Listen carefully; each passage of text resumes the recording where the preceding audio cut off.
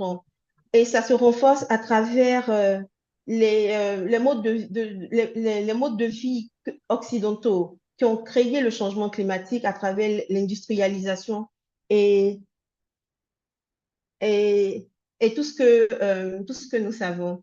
Et donc, pour permettre aux femmes africaines de regagner leur dignité et de s'organiser pour résister et demander une justice climatique, nous soutenons la création d'espaces de revendication et de résistance complètement, qui sont radicaux et qui sont à contre-courant de ce que le modèle dominant essaie de nous faire croire comme étant des espaces de solution, comme les COP, qui sont en réalité des espaces de greenwashing et qui ne servent pas du tout à répondre aux besoins de ceux qui sont fragilisés et dont les vies sont menacées par le changement climatique. Je pense que je vais m'arrêter là et on pourra peut-être aller un peu plus en détail dans les questions et réponses. Merci.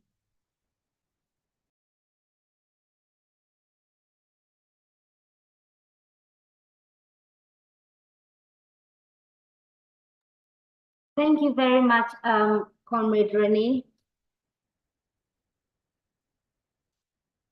for your wonderful presentation. Now to our second speaker, Comrade Mena. Towards a Feminist Consciousness is an African queer feminist blog founded in 2017. MENA is located in Western Sahara. They use Pan-Africanist theory and Marxist theory as frames of reference for their work, their vision and analytical tools with which to dismantle colonialism, patriarchy, heteronormativity, capitalism, racism, and to envision an alternative world. They take African feminism and Pan-Africanism as an example for their political and revolutionary practices and a source for their political organization. Welcome, Sister and Comrade Mena, one of the founders of Feminist Consciousness, and you may begin your 10 minutes. Thank you.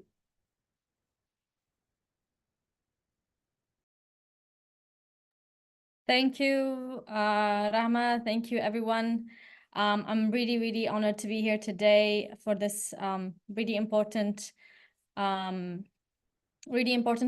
And thank you also to the ARPAP and to all Africans Women's Revolutionary Party as well for this event.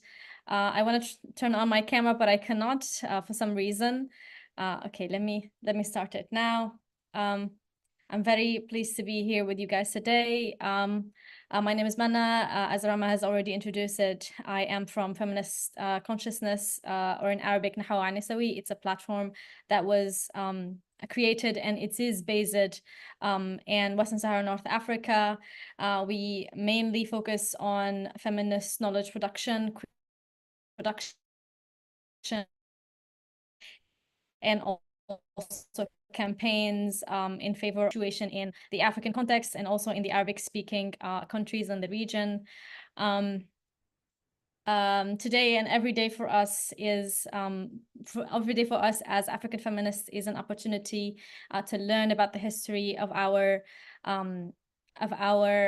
ancestors and our history and the ancestors who led the liberation battles, not only against colonialism, but against the patriarchal system and its oppressive norms. It is a reminder of the duty that we all have to continue these battles and to continue our role in this fight for our liberation. And like every struggle, oppressive and colonialist regimes across the continent continue to politically whitewash our history and the struggles of our ancestors, to cover up their contribution to our oppression and to maintain the norms and forms of systems of violence that controls us, and strive to strip this day and this memory of its radical political meaning for us and for our liberation. The same regimes that claim to celebrate the struggle of African women and their contribution to the liberation battles against colonialism are the ones that maintain the male-dominated colonial laws that are hostile to our rights and sexual freedoms, and the deadly laws and policies that are enacted every day against our queer communities, the latest of which is what is happening in Ghana and Uganda and Egypt as well, under the name of family values. And that translates the desire of these regimes to maintain heteronormativity and the patriarchal family as the face of society and as a way to control and shape them. These really hostile laws that we saw this year come in effect are not just 3 years of imprisonments or the illegal, the illegal nature to control the different sexualities that exist in our continent and exist in our different societies, and the identities that are being marginalized by these laws, but also the nature of these laws and their really, really violent sentences, which is what Uganda has taken into effect with the death penalty, just shows us how our existence and how our identities are being threatened by a Western view that these regimes strive to maintain and strive to indoctrinate in our societies. These regimes are the same regimes that ally with colonialism and capitalism to plunder our wealth, exploit our resources and lands, and suppress our bodies and destinies. These and our history and contributed to the assassination and imprisonment of liberation and our ancestors who also were very active in this liberation war and the struggles and their symbols for our societies, for our history, and for our continent as a whole. To commemorate this memory as a daily struggle, we must confront these oppressive and hostile regimes by adapting the foundation and issues on which this day was built upon, and to remember the battles that were fought to bring this day forward and bring this memory forward. We cannot lead liberation battles on our continent without adapting and adopting an African unity, scientific socialism, and the struggle against colonialism in all its forms, capitalism, patriarchy, and heteronormativity that crush us every single day. In order to join these battles that are still being led by many revolutionary organizations on the continent and the African diaspora as well, we must understand the history of African unity as a revolutionary discourse that emerged as a direct opposition to capitalism and European colonialism, and to the worst forms of exploitation and occupation carried out by humans. Despite all the patriarchal practices that characterizes many of these organizations, we must hold on to our position and the position our ancestors has built on them. Women who challenged slavery and colonialism were also challenging the patriarchal imperialist culture and fought it even at home and in the ranks of the revolution. We are at a massive need today for a unity and cross-regional solidarity.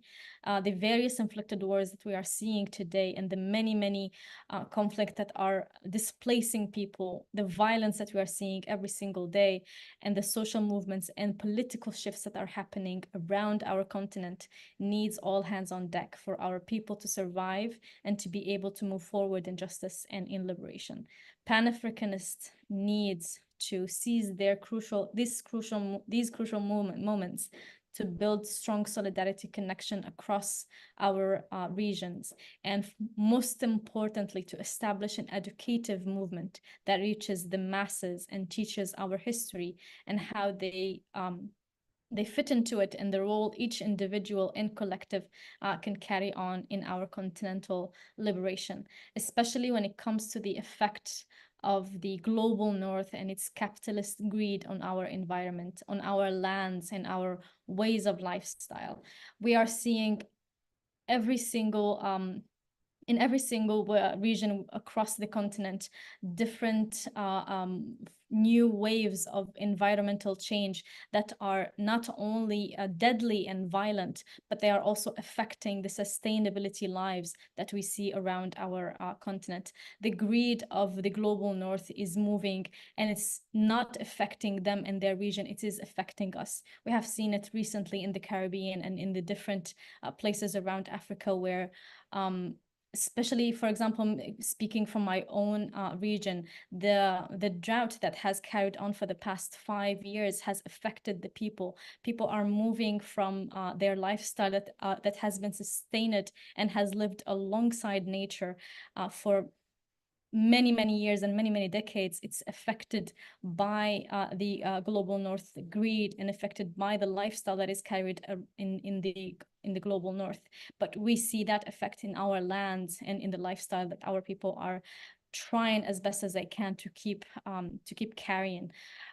The damage inflicted by wars on our environment is a must also to take into effect and to take into consideration when we are speaking about environmental justice. We cannot turn a blind eye to how all of these wars and all of these conflicts that are carried by the greedy capitalist Westerners in our lands, how it is affecting our environment and how it is not just affecting the now and the present, but it is going to be a huge problem for our future generation. We have to try as best as we can to create more knowledge about this and to educate the people of the role that the North is playing in these wars and in these conflicts, and their greed in stealing our resources and to plunder our lands, and how that is going to be our responsibility to carry in the future and not.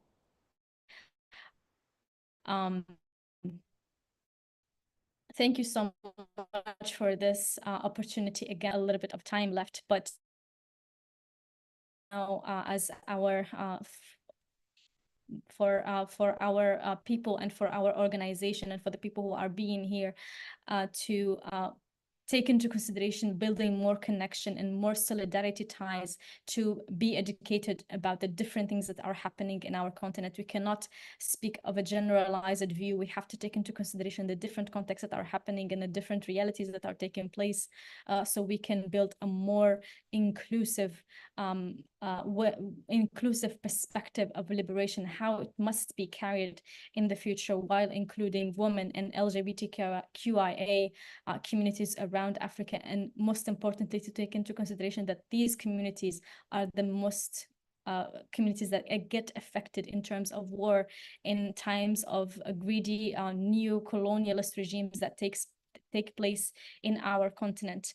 We must bring them forward in the different discourses that we are carrying about liberation and about revolution, and to take into consideration that they are always affected, especially in the different political shifts that are happening right now in our continent. Thank you so much for this opportunity, and thank you all to the panelists that are being here today and for their insights in this panel. I'm gonna pass it back to you, Rama. Thank you so much. Thank you very much, Comrade Mina, and we will do well to remember our duties in fighting for our liberation. And now to our third speaker, Nehanda. Nehanda Imara worked as an organizer for the AAPRP and the AAWRU for 40 years. Currently, she is a teacher for African American and Environmental Studies at Merritt College. Nehanda created the first environmental racism justice course at the Peralta Community College District. She also teaches African American sociology with a focus on W.E.B. Du Bois, the first American urban sociologist. Nehanda has done community work in East Oakland since 2007, working with communities for a better environment. East Oakland Building Healthy Communities and the East Oakland Black Cultural Zone. Nehanda was an organizer with communities for a better environment for 10 years. In that role, she engaged residents and youth in fighting against environmental racism and for a just transition away from dirty pollution systems and a cleaner and more sustainable environmental policies. Nehanda created the W.E.B. Du Bois Scholarship Program, taking students to Ghana, and serves as a coordinator of Merit's Black Consciousness Raising Tours of Africa and the African diaspora, and she continues to take groups to Ghana. Welcome, Nehanda, and you may take the floor. Thank you. Thank you, sister. Thank you, everyone. It's an honor to be here. I do have slides. Wata, are you able to load up the slides while I say thank you to all the sisters that came before and those who will come next? Just honored to be here with you all. But I would like the slides to come up. If you would like me to share mine, I can do that also.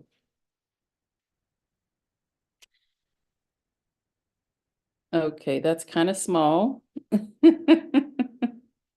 There we go. Thank you so much.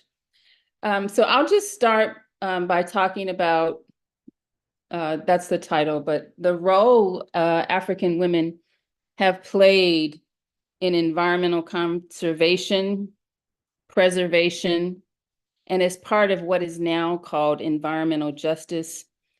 All of this has been suppressed in history. African women have always protected the environment through sacred practices of resource management and cultural practices such as forest protection and planting trees like she does today. Let's put African women back into the history of environmental justice. Next slide. African women were the first farmers of the world.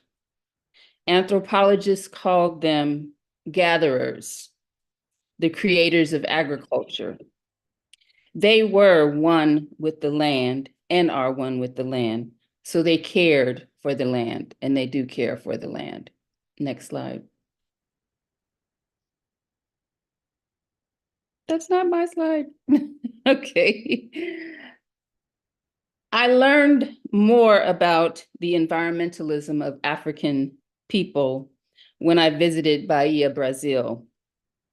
I learned about Candomblé and the Orishas as an African cultural expression and an African philosophy that has respect for the ocean, the land, and the waters. I learned that the Orishas are energies of nature. They are not gods. They are not deities. Yemanya is the energy of the ocean and the seas. Oshun is the energies of the rivers and healing waters. And Shango, the energy of thunder. Enslaved Africans entered Brazil with their own culture and their own philosophy. This African way of life puts nature at the core of all of our beliefs and our practices. We created Candomblé, a philosophy in honor of the Orishas that are life energies in nature. Next slide. However, what we do know is that today's environmental crisis is because of capitalist exploitation. Exploitation of global resources, and especially of Africans and African people. The enslavement of African people struck the first blow that caused today's climate catastrophe, that caused food injustice, land grabs, and severe health impacts, especially impacting African women and children first and worst. But African people have always had an environmental ethic, a love of environmental justice, even if we didn't call it that. Next slide. I'll just give you a local example here in Oakland, California, the Black Panther Party. In April 1970,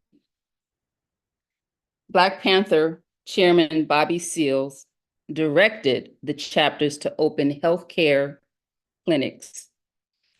At its peak, there were clinics in 13 cities where volunteers dispensed basic medical care as well as housing assistance and legal aid.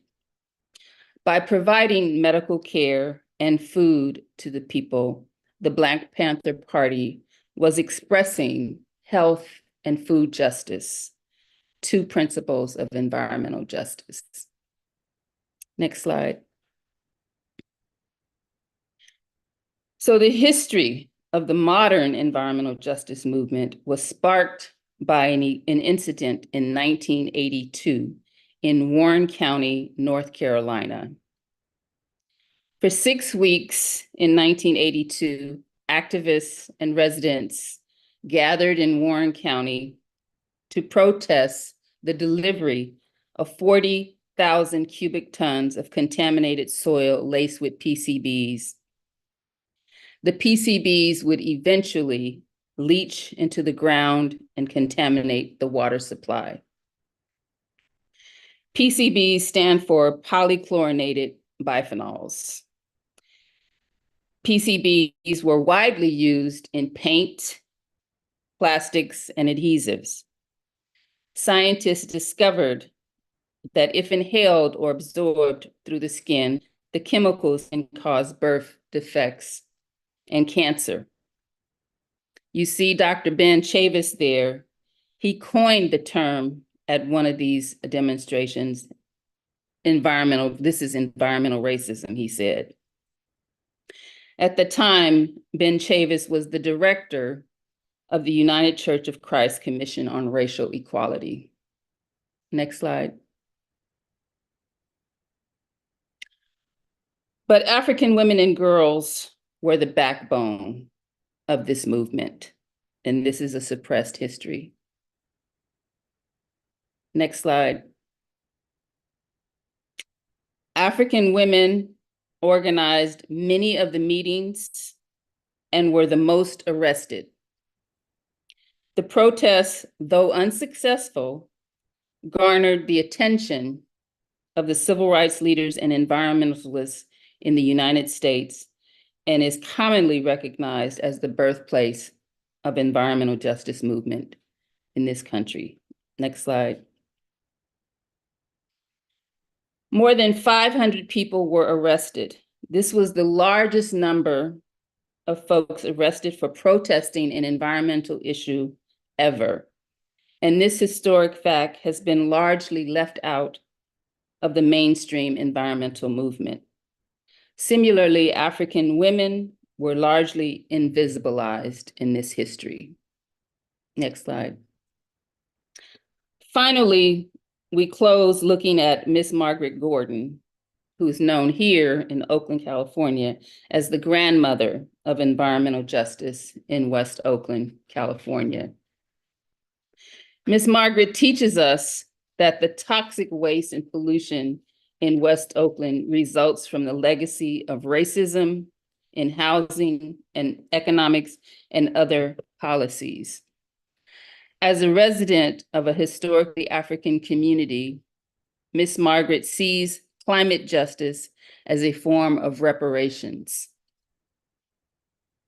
a payment to repair the harm of conscious decisions such as government leaders allowing toxic industries to operate in our neighborhoods, devaluing the lives of African people.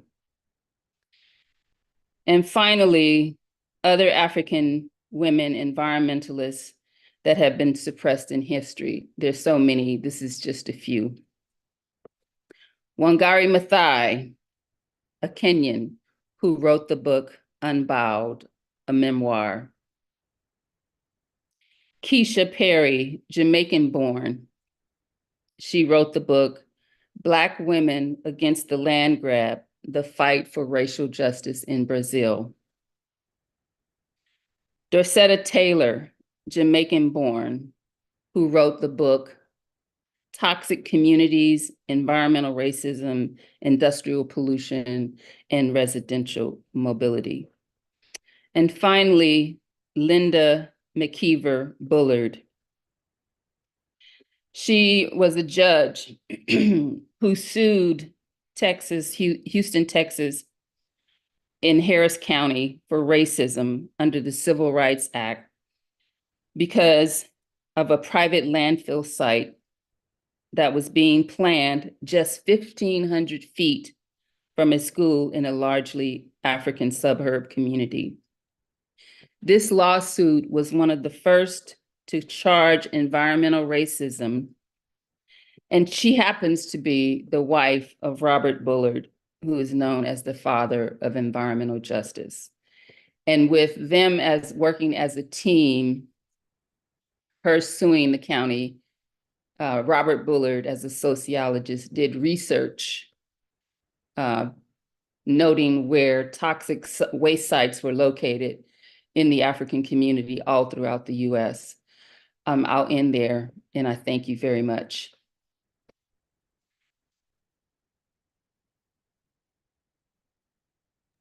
Thank you very much, Comrade Mihanda. And thank you to our incredible panelists for sharing their powerful insights and perspectives on the impact of climate change, oppression, and capitalism on African women. Today's discussion has highlighted the urgent need to address the systemic inequalities and oppressive structures that perpetuate gender-based discrimination and exploitation. So let us continue to amplify the voices and stories of African women and poor people and work towards creating a more just and equitable society. Now to some questions. Mina, you have a question. Hello, Comrade Mina. Yes, So, I'm around. somebody wants to know what books you would recommend on Pan-African women. Can you please repeat that? What books by Pan-African women would you recommend? I can send a few suggestions on the chat, or maybe the accounts on social media for the organization can maybe post that. We have also a very great initiative that the collective that I am part of have started a few years ago, which is a combination of a lot of powerful texts and resources of books around the feminist movement and around the history and the history of the continent and the struggles of women in Africa towards liberation and their role also in the different social movements and the liberation movements that happened in history. I can maybe share that, and it will be a great resource to share amongst the people who have been here today. Thank you very much, Mina. Now there's another question that's general, so any member from the panel can answer. What is the relationship between the liberation of African women and the African people? So any of the comrades from the panel can answer the question. Thank you.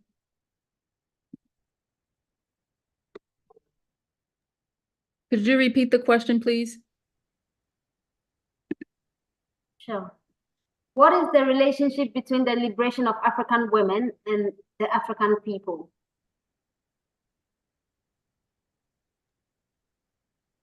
I can get a start on that. I'll reply as briefly as possible. I don't think we can separate the two. I think women around Africa are also people of people and belongers of the African continent.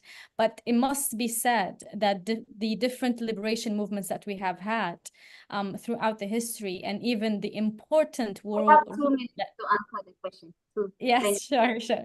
That the important role that women have played in these revolution, and even when these movements, for example, have reached the goals that were set to be reached, or even made some milestones in their journey, the first thing to always do is to disregard the contribution of women in these movements and disregard their role, and even move them to very, very small rules in the steps to come. So I think the role, the importance of making it known that women play a really, really huge role in the liberation of Africa and the liberation of African people. It is to remember that their role is already being played in our daily realities. The sustainability and the survival of the people of Africa rely heavily on the roles that women play in their daily lives. We see villages, we see countries that are built on the backs of women. But at the end of the day, when it comes to stating what happened or state who were the heroes or to give the credit, it is always women who are being disregarded, even though they are the ones who are the wheel that keep these communities surviving and keeps them ongoing. So I don't think we can separate the two. I think we have to reach a point where we do not separate these two entities or look at one as being more important or one that is being less. So I think we need to reach a point where we make it a unified front and a unified also effort. I don't think that I might have answered that really, really briefly, but I'm going to pass to my fellow panelists. I'll just add very briefly, so many of our leaders have said, if you educate a man, you educate an individual. If you educate a woman, you educate a nation. And so where the African woman goes, so goes the African nation. So without the liberation of women, there will be no liberation of African people. I'll just leave it at that. Thank you very much, panelists. It was amazing listening to you all, and we've learned a lot, and thank you very much.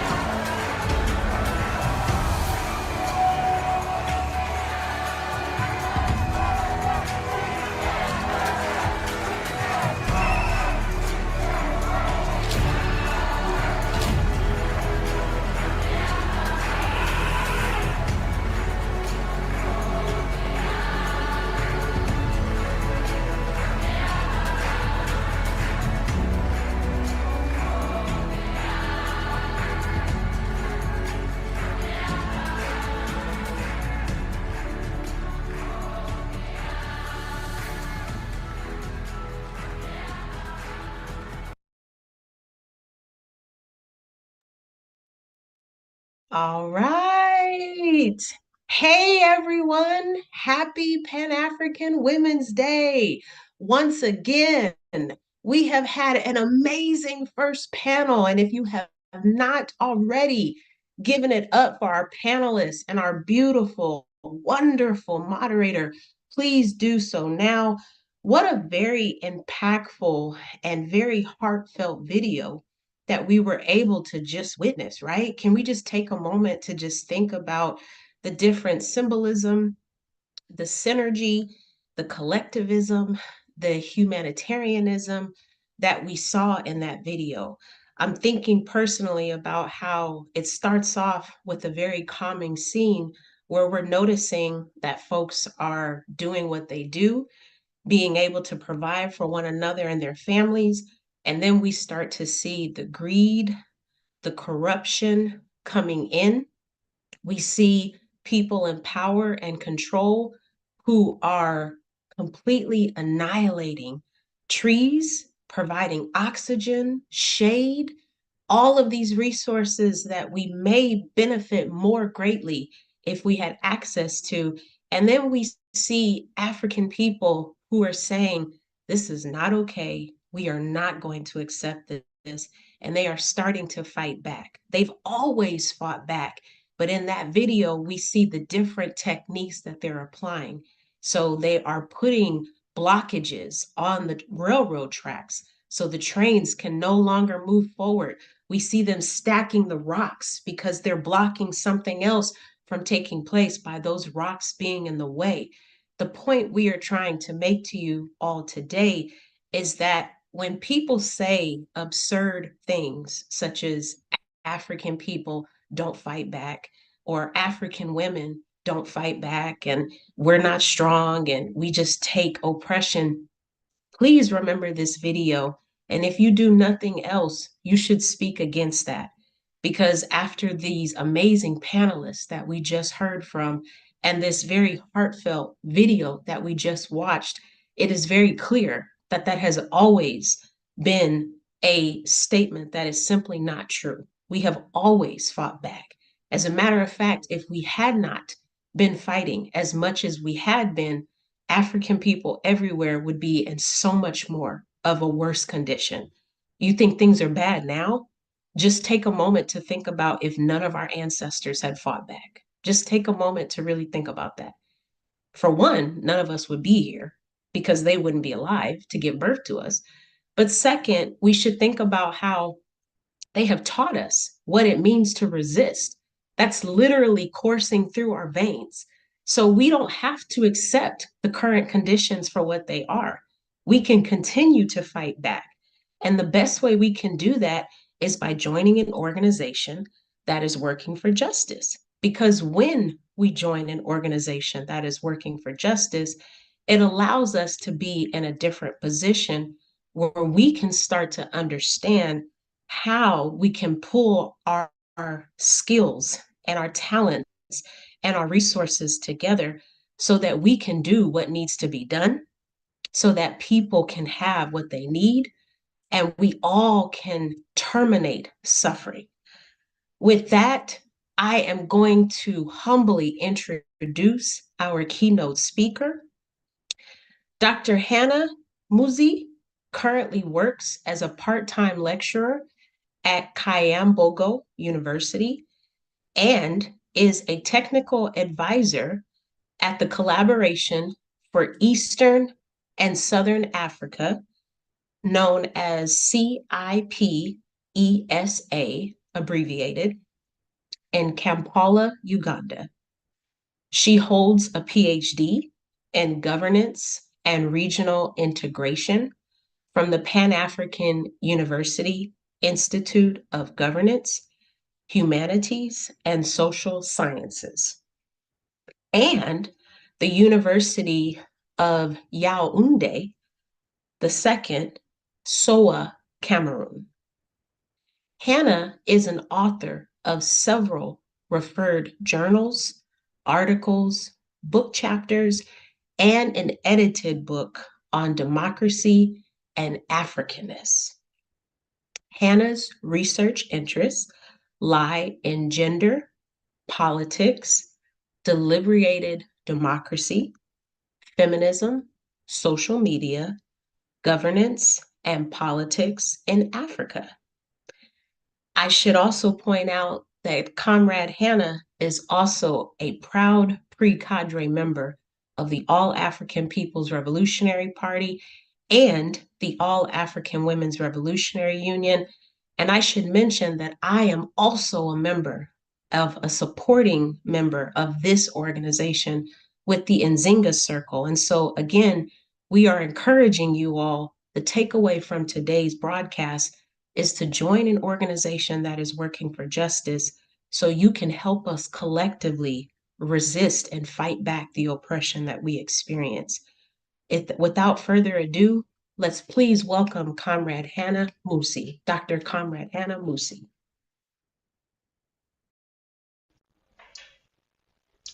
On behalf of Comrade Nancy and the All African Women's Revolutionary Union, the women's wing of the All African People's Revolutionary Party, we extend sincere and heartfelt greetings to you and sincere gratitude to you for joining us as we commemorate Pan-African Women's Day.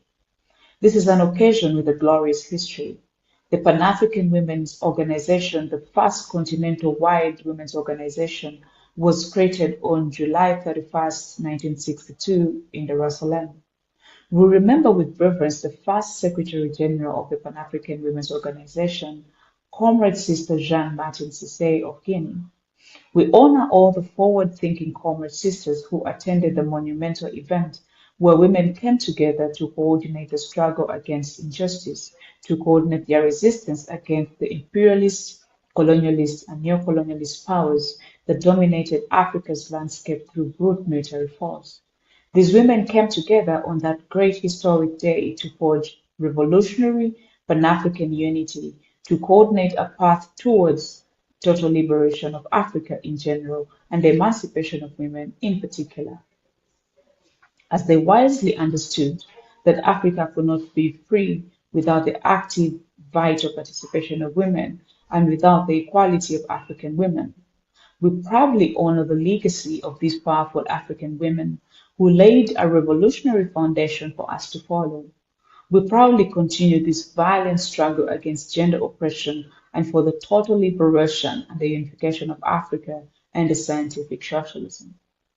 Today, we come together to discuss a manifestation of imperialism that is so devastating that it threatens the existence of all life on Earth, the ongoing degradation of environment, and the massive destructions of ecosystems. It's a manifestation of imperialism because the historic roots and the current expression result directly from theft through violent dispossession over the course of centuries of colonialism, capitalism, and imperialism.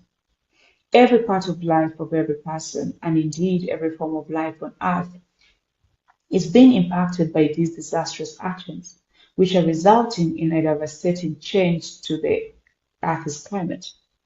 And while all people are impacted, in reality, there's a disproportionate impact on the basis of where in the world we reside, our socioeconomic status, and our gender.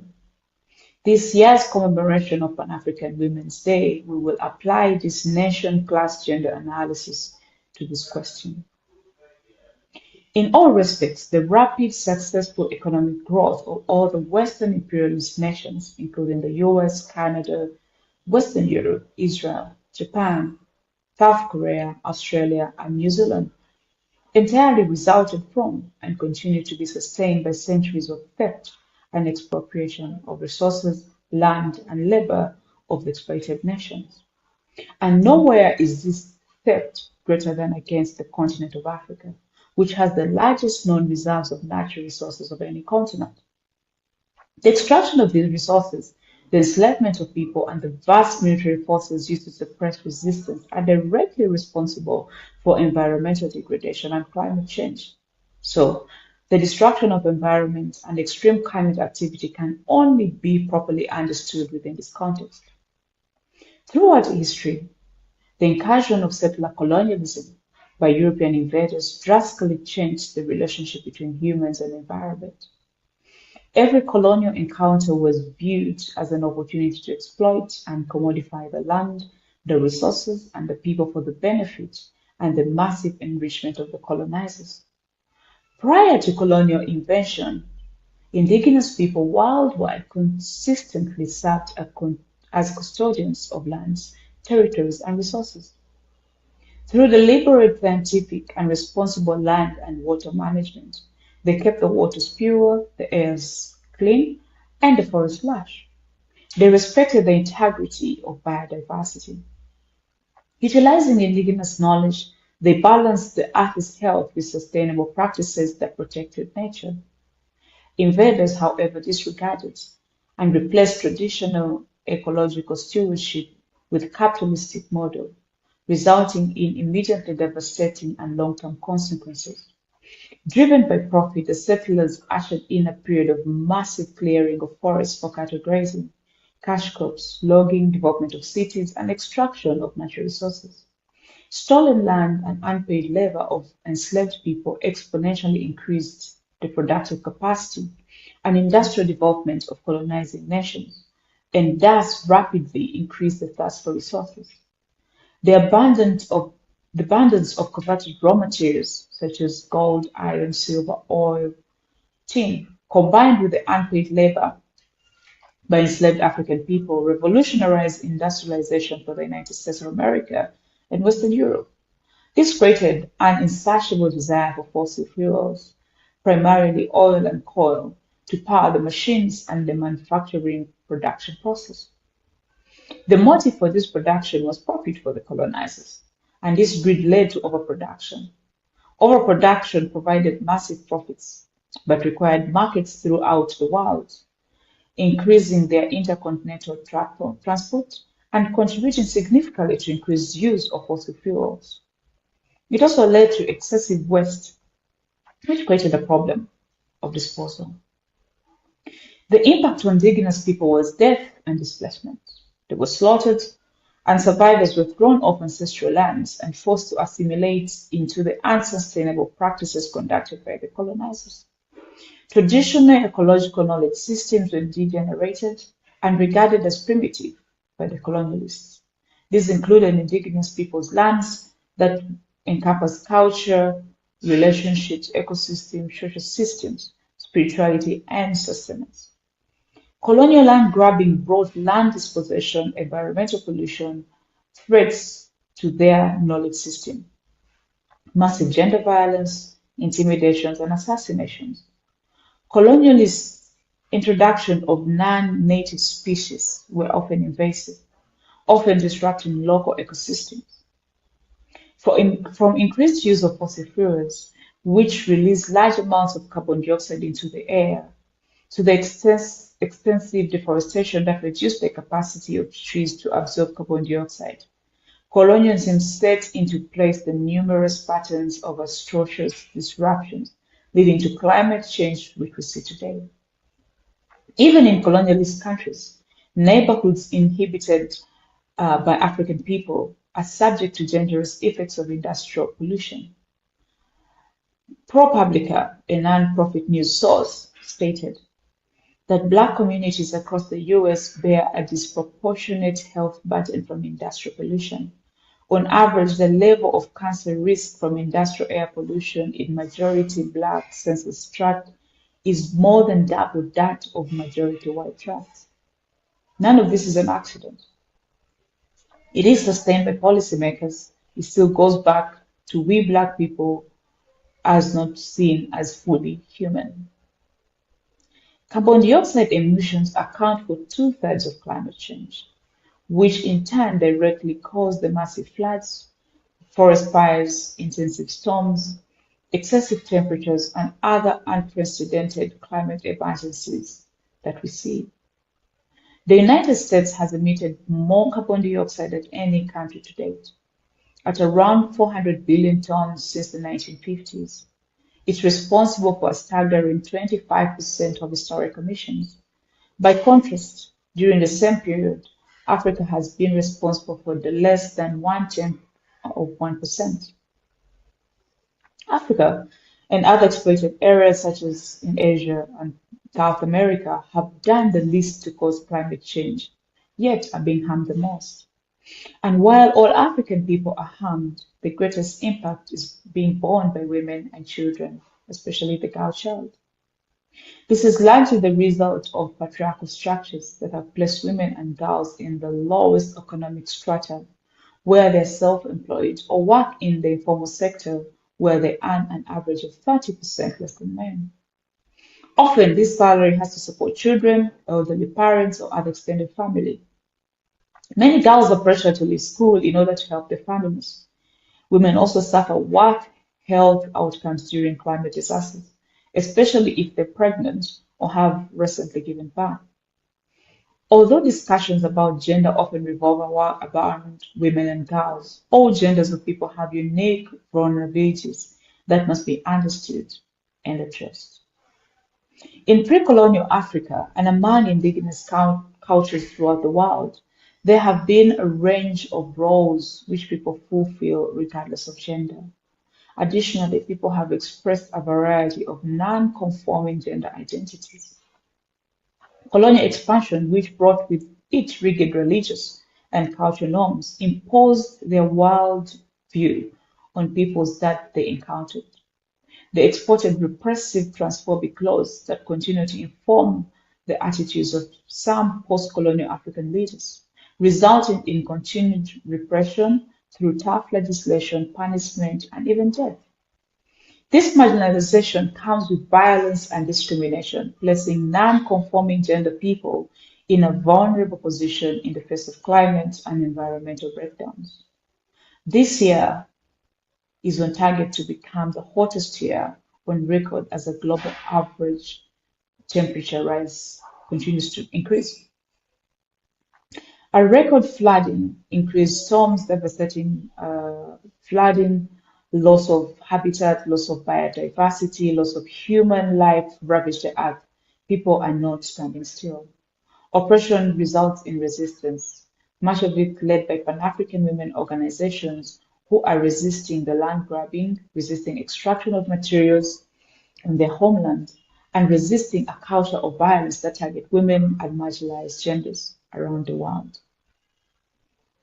Still around the world, citizens are fighting climate change and the system that causes it by taking control of the flood system, directly confronting imperialist corporate control over resources such as seeds, fertilizers, land, and water.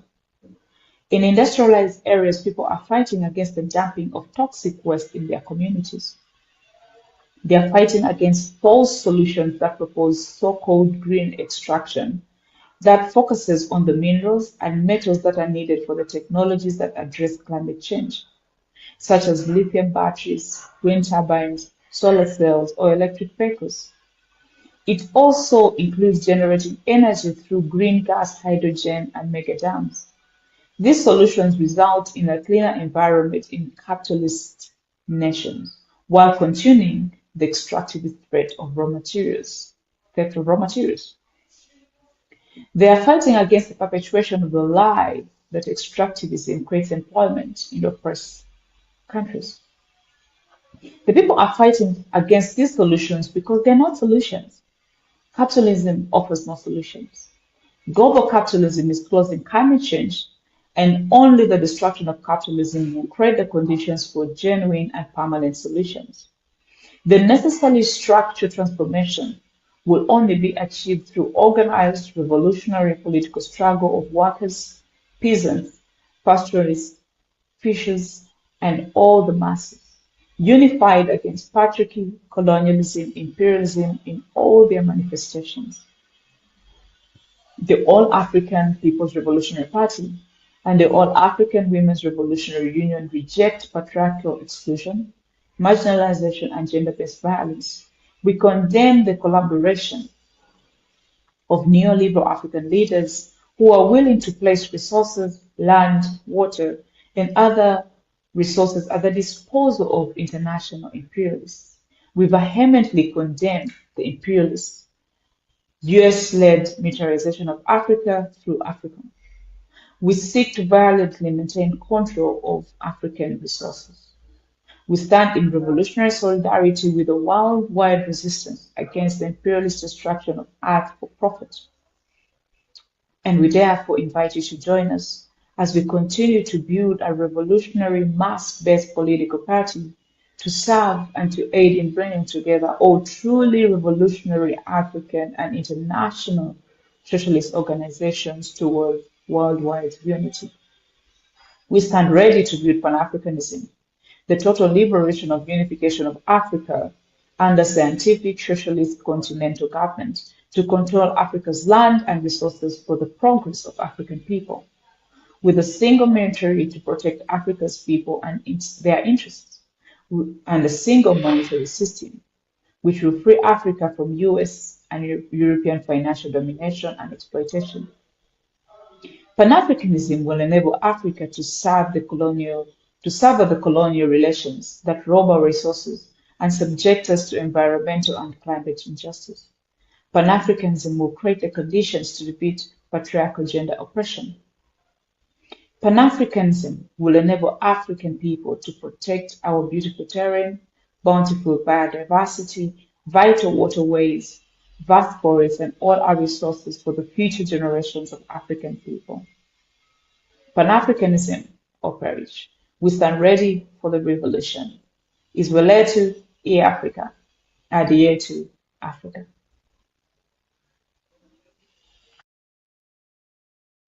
All right. Yes. Can we give it up for our comrade, Dr. Hannah Muzi? Beautiful, beautiful words we heard from the comrade. Just echoing a couple of things that Dr. Hannah mentioned, you know, talking about the industrial pollution, understanding that, you know, we are still not seen as full humans as Africans, right?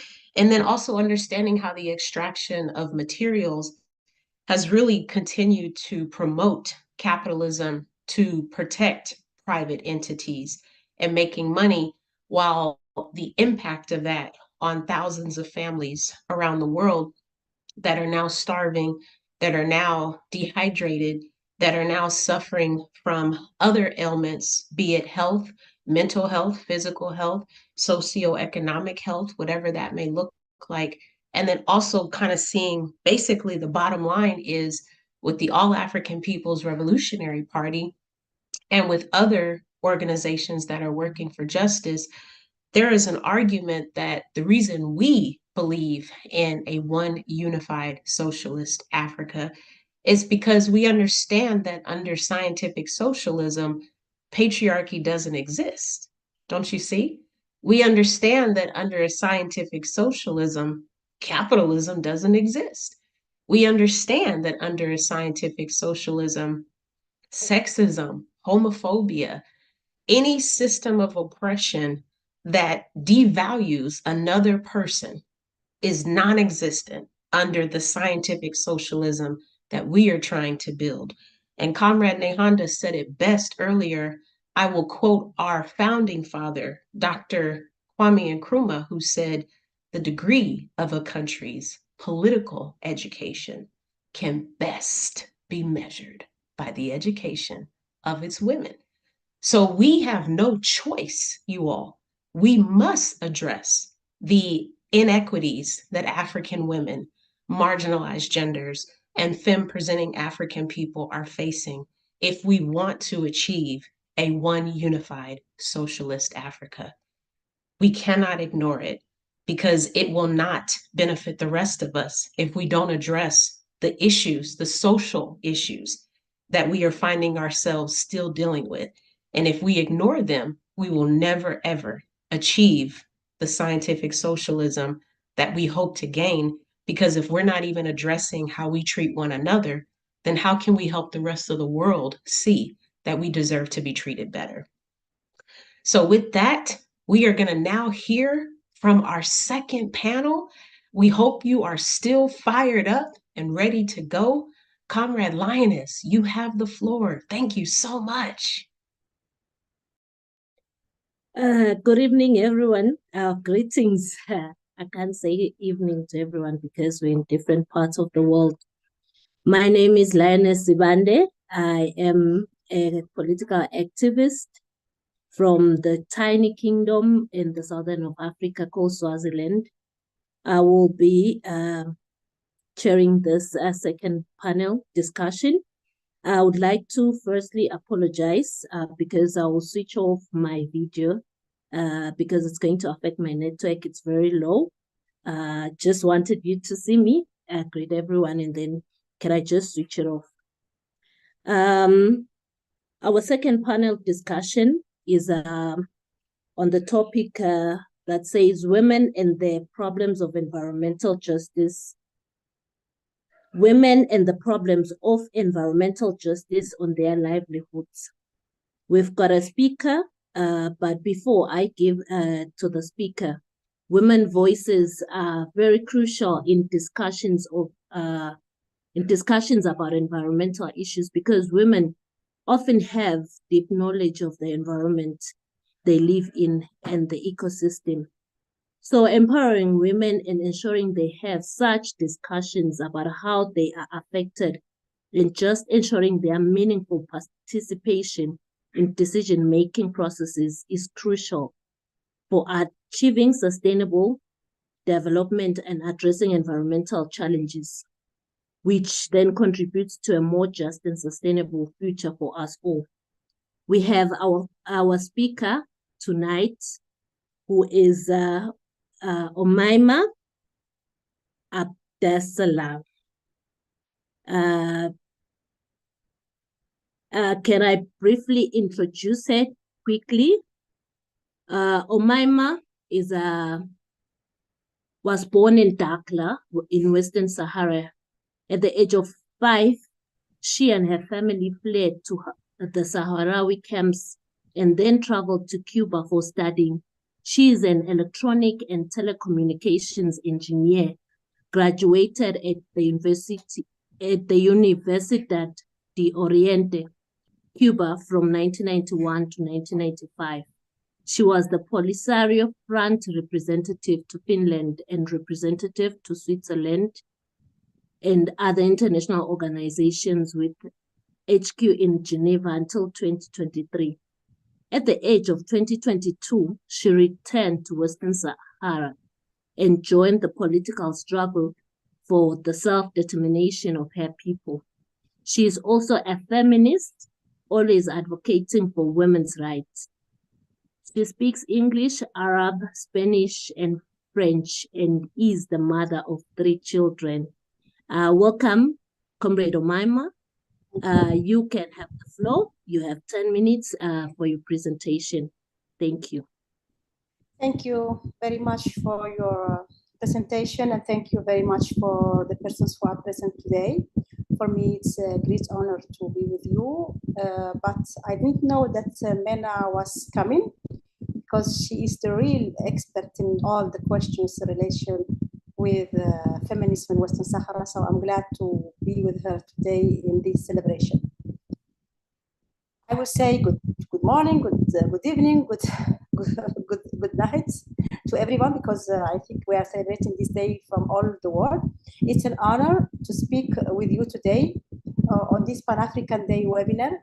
I am Umaima Abdessalam, human rights defender from Western Sahara, and I will be discussing the critical issue of women and the impact of environmental injustice on their livelihoods with a specific focus on Western Sahara.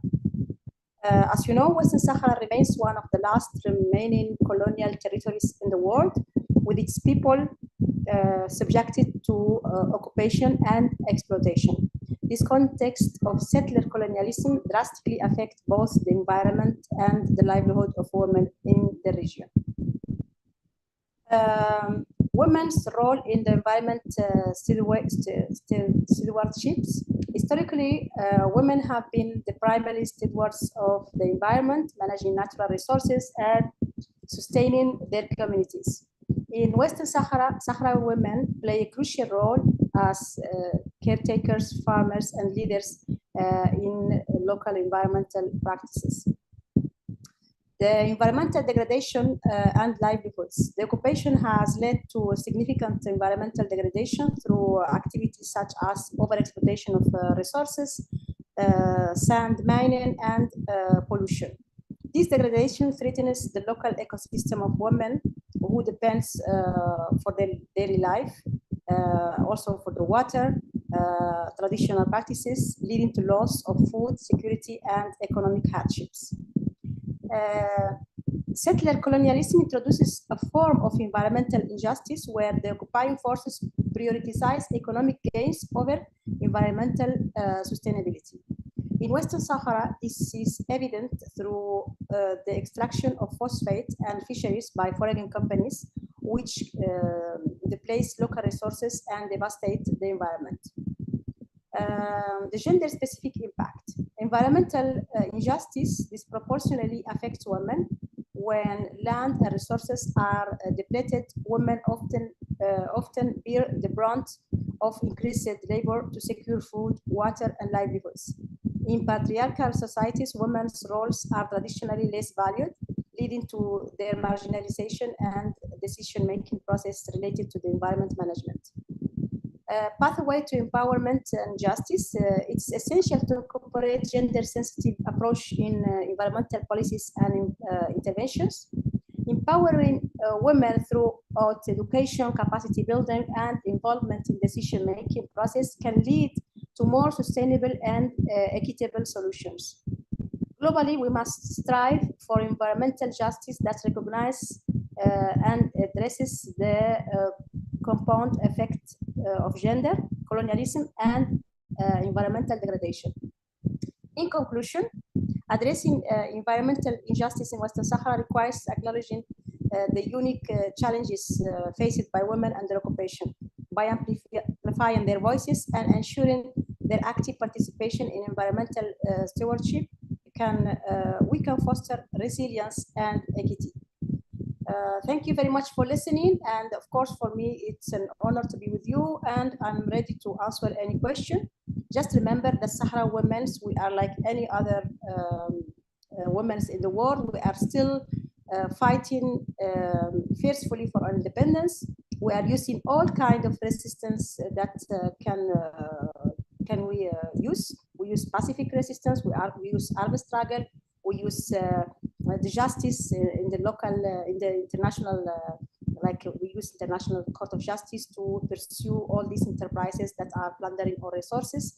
And Sahrawi people will not be an exception for the implementation of international law because the Sahrawi people, the volunteer of the Sahrawi people is that we impose our right to exist in our land without any kind of settler colonialism or any kind of injustice. So thank you very much. Thank you so much, Comrade Imaima. That was insightful, and it was an honor actually for me to introduce a comrade from Western Sahara, because I think our struggle in Swaziland is more like the same. I have a question for you, Comrade Imaima, which is how long has environmental injustice been an issue where you live? How long has environmental injustice been an issue where you live? Yes, first of all, you have to remember that Sahrawi people, we live, West Sahara is a huge territory that we have around 1,200 kilometers of coast on the Ocean Atlantic, and it's a very desertic zone, so it's a very low populated area. But we have one of the biggest mines of phosphate, and actually the Pacific nomads that always have lived in this land have been facing during centuries a lot of invasion due to their natural resources and due for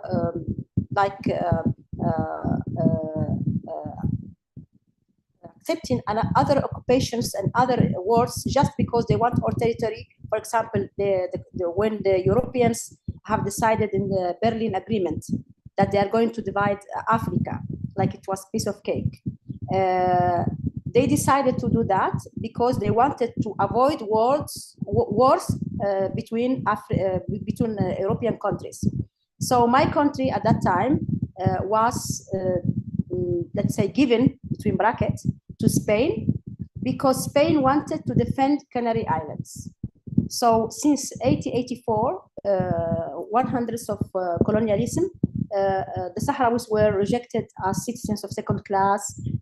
When we began our struggle and Western Sahara was put in the Security Council and the General Assembly as one of the non-self-governing territories that has to be independent. In 1963, the Sahrawis began a struggle. In this struggle, we were forced to leave our territory. So we were forced by the colonialists of yesterday and also by the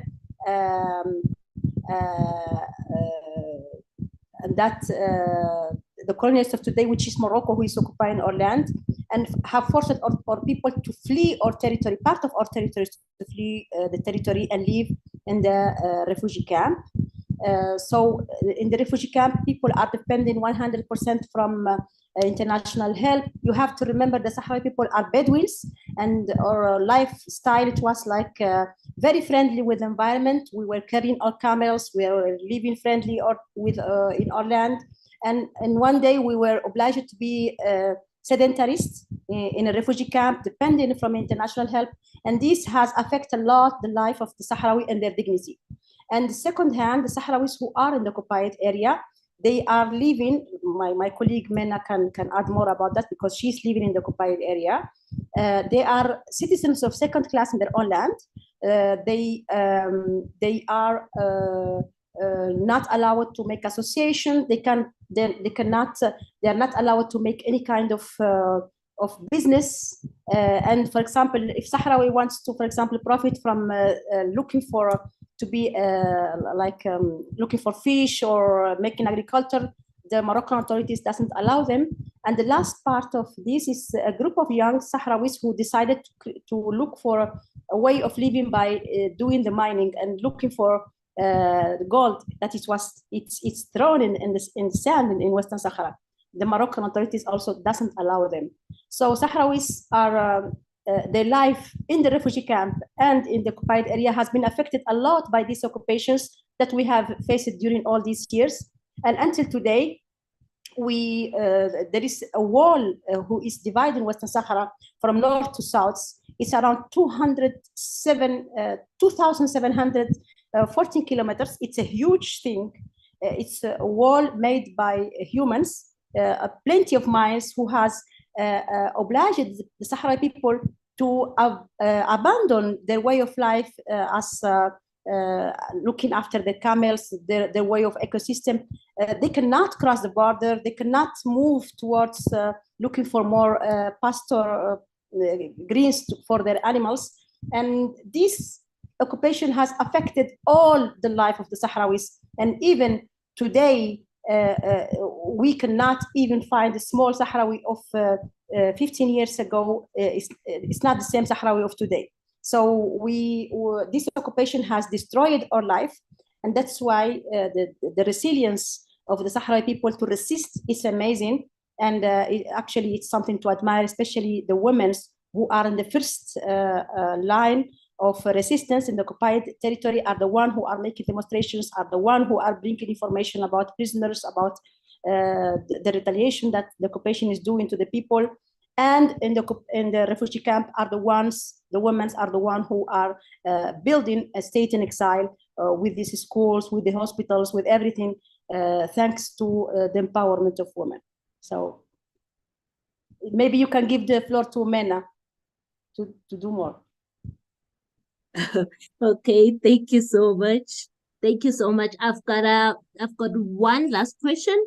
It's not specifically directed to you, but to all the panelists. Anyone can answer it. It's a general question that was sent. How as Pan-African women do we work to contend with the misogyny that we face from our male comrades and holding them accountable while continuing to work with them towards our ultimate goal of liberation for our people? This also goes with the homophobia and transphobia in our movement. How as Pan-African women, we work to contend with the misogyny that we face from our male comrades and holding them accountable while continuing to work with them towards our ultimate goal of liberation for our people. This also goes with the homophobia and transphobia in our movement. That's the question. Any of the panelists can respond to it. If you want to start, you can go ahead since you're on the floor. But Comrade Nehanda, any of the panelists, you can respond to it. Mena also can respond to it. Yes, of course. For me, the best question is education. Educating women to be in the power, to give the opportunity of women to have political leadership, so we can achieve whatever we want. If we don't have that, forget it. And by educating women to achieve their social justice, it's achieving also the justice of all the women in the world. And fighting this homophobia and this rejection to women to be in power or to have rights, or even for all of us, the education is the best way. I think education is, and we have to look to the Europeans and to others who have reached almost 50-50, not 50-50, but almost. They are much better than us. We are still struggling to just impose ourselves as women in our societies, but we can learn a lot by education, by advocacy, by explaining why it's important to have political roles to achieve what we need. Yes, anyone can answer, please. Go ahead. Thank you, Umaima. I'm not sure, but can I give it back to Shukura? Shukura, thank you so much. Thank you, Umaima. It was a pleasure having you in the discussion of women and the problems of environmental justice on their livelihoods. It was a pleasure having you. Have a great evening. Can I give it back to you, Shukura? Thank you so much. Thank you. Thank you. Let's give it up for our panelists, you all. You all are amazing. Thank you so much. So much good, juicy information that has been shared today. Thank you, Comrade Lioness. So as we prepare to close out today's Pan-African Women's Day, we want to remind you that the struggle continues. So don't think that because today's event is coming to an end, the work is over. Far from it, my friends, far from it. We have so much work ahead of us, and we need to stay focused on that because our people are counting on us, right? And so just to reiterate what I kind of took from Comrade Umaima, as well as some of the other takeaways that I picked up on today's event, you know, we've been pushing all day for you all to join an organization that was working for justice. But Comrade Umaima said something that I should have said earlier as well. In addition to you learning how to organize with other people in an organization that is working for justice, you'll be taught what the value of collectivism is, which is opposite of capitalism, because capitalism, imperialism, those are systems where you are taught to be the focus and where you put yourself first and you have a very individualized approach. Whereas the kind of work that we're trying to do, the resistance that we're asking you to join us with, it's not going to be productive if you are individualistic. It's not going to be effective if you are individualistic. And so Comrade Umaima said, we also need to educate ourselves. And I could not agree more with that. That's another ideology that this organization stands by. We call it political education. And what we're encouraging you all to do is to join some organization, even if it's not ours, where you all can develop some type of political education component, because the bottom line is we don't have all the information, you all. If you learned anything from today's webinar, then that should humble you so you can understand you really have a lot more to learn. And so how are we going to be able to fight back and resist if we don't take all the pebbles of wisdom that our ancestors have left for us? That would be a disservice to them, and we don't want to dishonor them. We don't want to disrespect them. We want to learn from them. We want to grow from them. We are grateful and we are humbled that they have documented what we need to do. So let's take that message from them. Let's learn from that so that we can make this world a better place for all oppressed people. And we can start with understanding that when you celebrate Pan-African Women's Day, you are celebrating the opportunity where you understand that organization is key, and where you also understand that you are not going to be able to organize unless you are doing the work on the ground, impacting people, helping people to resist and collectively organize together, which means being in an organization that's working for justice. And it also means honoring days that are not capitalistic, institutions such as this one. I will also say, before I pass it and introduce our closing remark, Comrade Fatou, to give our closing remarks, but I will also say that we also need to understand that we have a responsibility. Our people are counting on us. And more than that, we owe it to our ancestors to make a difference, because without them, we would be nothing. The saying Mbutu means I am because you are. And so that means that we understand that someone struggled for us to be here today. And that means we understand that we need to struggle so that our future generations, those that are born and those that have yet to be born, will have a better way of life. Don't we want that ultimately? Again, it's not about us, right? We're thinking past that. And so with that, Comrade Fatou is on the continent in Burkina Faso. She is a work-study member at the Thomas Sankara Center. Comrade Fatou, thank you so much. Happy Pan-African Women's Day. I will pass it to you. Merci, camarades. Merci à tous. Waouh, quel rassemblement nous avons eu aujourd'hui. Je voudrais remercier les panélistes pour leur analyse détaillée du sort des femmes africaines et pour leur écho aux stratégies clés que nous devons mettre en œuvre pour lutter contre l'impérialisme, le capitalisme et le néocolonialisme, qui sont la nature des soucis du maintien de l'oppression des femmes africaines. Les femmes sont au cœur de toute société. Elles s'occupent des enfants, des personnes âgées et des malades de leur communauté. Le travail de production alimentaire, d'eau et de carburant est une responsabilité qui incombe aux femmes. Par conséquent, lorsque les ressources s'épuisent, les femmes sont considérablement touchées. Elles doivent vivre dans un environnement difficile sans eau potable et nourriture de qualité, ce qui les rend, ainsi que leurs enfants, vulnérables aux maladies en particulier. En particulier les femmes enceintes et allaitantes. Un préjudice causé à une femme entraîne préjudice à l'ensemble de la société.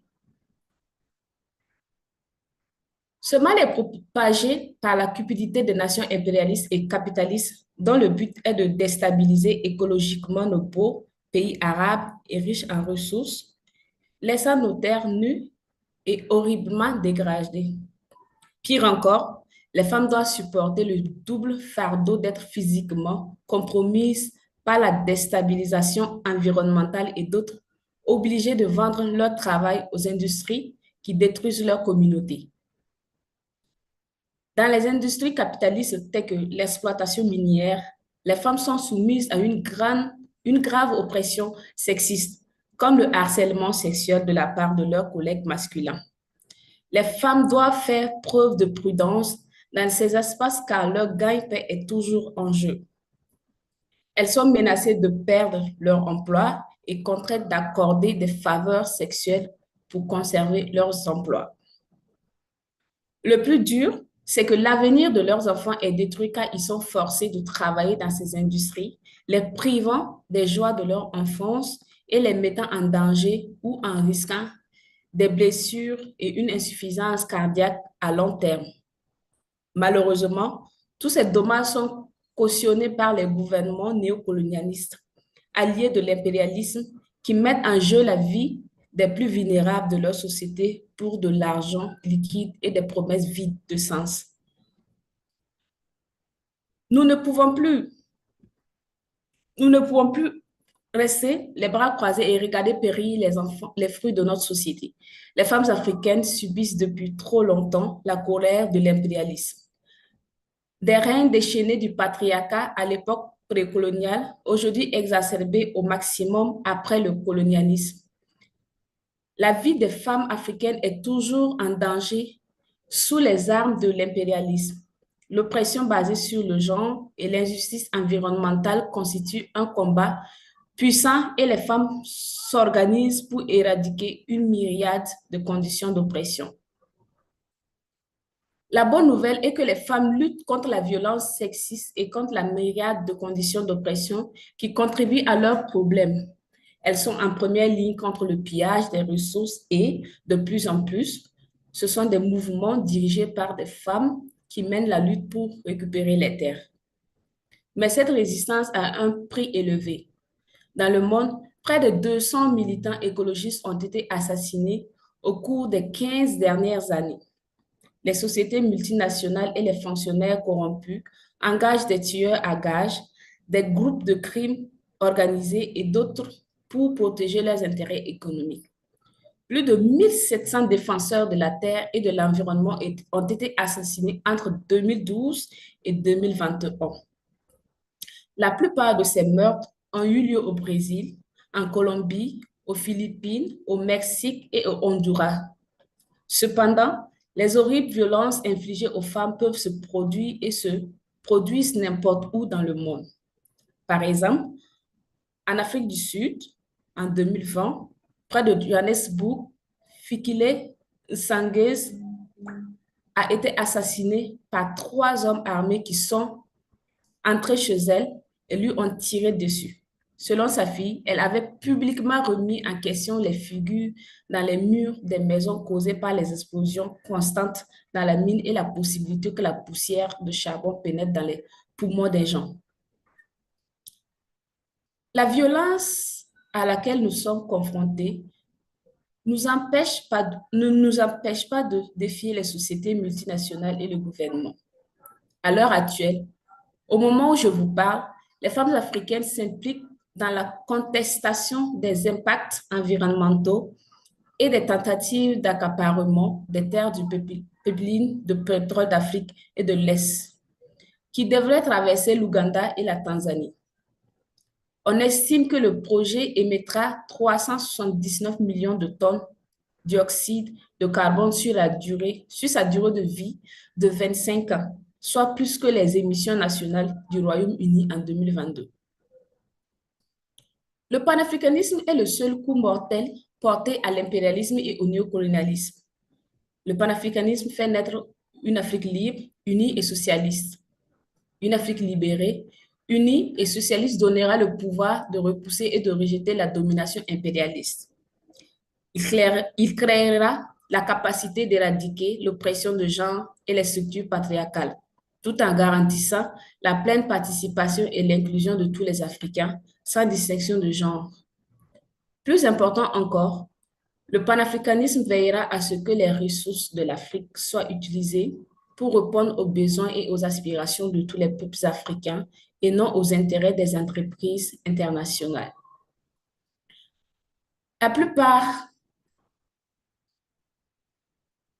importante, le panafricanisme est la solution ultime pour mettre fin à la brutalité de la triple oppression des femmes africaines de race, de sexe et de classe sociale. Nous louons les mouvements dirigés par des femmes qui s'opposent aux tactiques répressives des impérialistes. Nous rendons hommage à toutes les femmes qui ont perdu la vie dans ce combat. Leurs contributions ne seront jamais vaines. Par l'organisation et la mobilisation, nous détruirons l'impérialisme et le colonialisme. le néocolonialisme.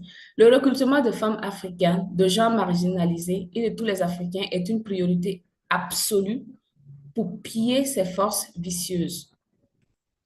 Nous devons sensibiliser tous les Africains à travers l'éducation politique. Continuons à nous organiser pour sauver notre environnement et nos communautés. Créons des structures qui seront un pont pour maintenir la contribution des femmes africaines dans la lutte, car elles sont et seront toujours les fruits de notre société. Les femmes africaines ont leur place dans la lutte. Les femmes africaines ont été et ont toujours été à l'avant-garde de la lutte. Vive la journée de la femme africaine, amour, vive nos femmes africaines fortes et résilientes. Je vous remercie.